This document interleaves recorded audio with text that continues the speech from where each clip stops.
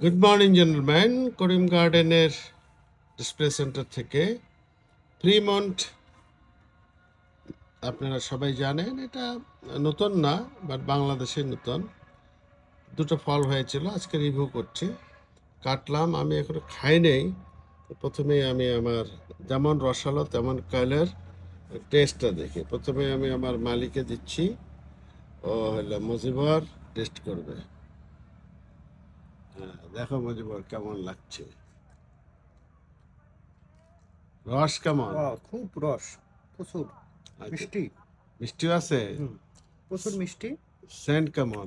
সেন একদম কমলা লেবুর মতন। মানে এটা কি চলবে? চলবে, বাজার দাসাত খুব ভালো মানে। আচ্ছা, আর একটা খাও রং, তাহলে।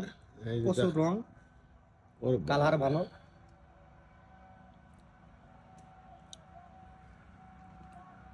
প্রচুর রস।